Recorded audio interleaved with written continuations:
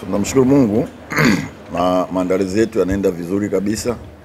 Tunajua kwamba haitakuwa mechi rahisi. Siku zote hakuna mechi rahisi kati ya Simba na Azam. Ni mechi ya dabi, kwa hiyo tunayochukulia mechi hiyo kwa umuhimu mkubwa sana. Maandalizi yetu yako vizuri kabisa. Kitu kizuri ni kwamba kila mchezaji wetu yuko kambini kwa ajili ya mechi na wachezaji wote wako tayari.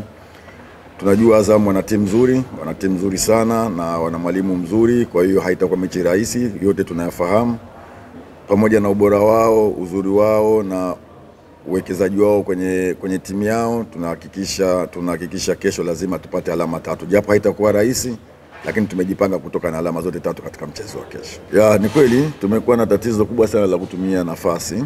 Ukiangalia game zetu za nyuma tumetengeneza nafasi nyingi sana, lakini tumekuwa kuzitumia imekuwa ni shida. Hata mechi iliyopita tumepata matokeo, lakini tumetengeneza nafasi nyingi sana. Kama tungeweza kuzitumia tungeweza kupata matokeo zaidi ya haya. Tumekuwa tukilifanyia kazi sana kwenye swala hilo kwenye uwanja wa mazoezi, kuhakikisha nafasi tunazozipata lazima tuzigeuze kuwa magoli. Kwa hiyo tutahakikisha kesho nafasi tunazozipata tuweze kuzigeuza kuwa magoli na kuweza kupata alama 3 katika mchezo wa kesho.